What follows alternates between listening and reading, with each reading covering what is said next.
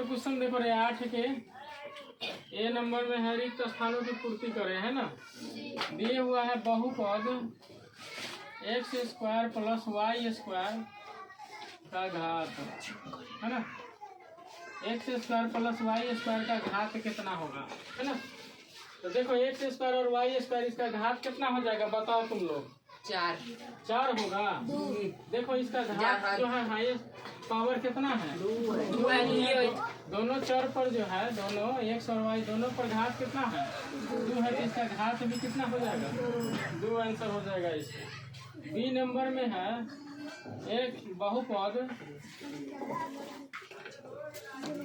X square plus x के power x square into x के power 3 plus 2 का घात। अब इसका पूछ रहा है घात, तो जरा यहाँ ध्यान देना तुम लोग। इंटू में है तो इसको गुना कर लेंगे, एक्स स्क्वायर से एक्स के पावर 3 में गुना करोगे तो कितना होगा एक्स के पावर 5 हो जाएगा। जब गुना में आता है तो बेस सेम रहता है और पावर जुड़ जाता है ना, तो 2 3 कितना हो जाएगा 5 हो जाएगा। और फिर जो है एक्स स्क्वायर से 2 में गुना करोगे तो कितना हो जाएगा 2 एक्स स्क्वायर हो जाएगा। अब देखो इसमें हाईएस्ट पावर कितना है एक्स के पावर 5 है कि ना है, तो इसका घात कितना हो जाएगा है? बहुपद का घात जो हो जाएगा वह कितना हो जाएगा 5 हो जाएगा। इस रिक्त स्थान में कितना आंसर होगा 5 हो जाएगा। समझ में आया कि नहीं जी। चलो सी नंबर देखना, कह रहा है बहुपद 3 का घात, बहुपद 3 का घात। अब देखो 3 तो अचर पद है ना, तो अचर पद का घात जो होता है वह क्या होता है शून्य होता है, 0 होता है। कितना होता है 0। कोई भी संख्या दिया रहेगा ना वह अचर पद होता है, और अचर पद का जो है घात होता है वह कितना होता है शून्य होता है।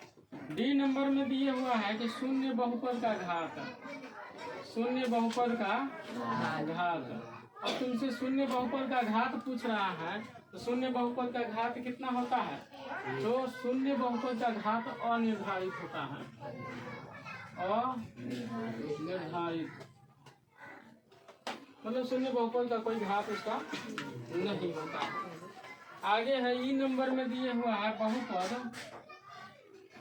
3 minus 5t plus 6t square minus T के पावर 3 का घात पूछ रहा है ना।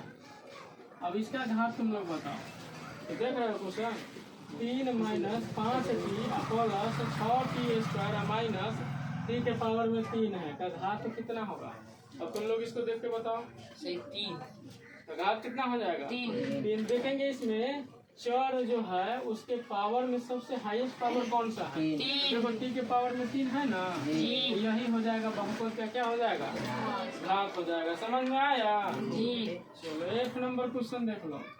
1 नंबर में कह रहा है शून्येतर अचर बहुपद का घात, शून्येतर अचर बहुपद का घात बराबर कितना होता है 0, तो 0 होता है। ठीक है जी। चलो 8 नंबर क्लियर हो गया।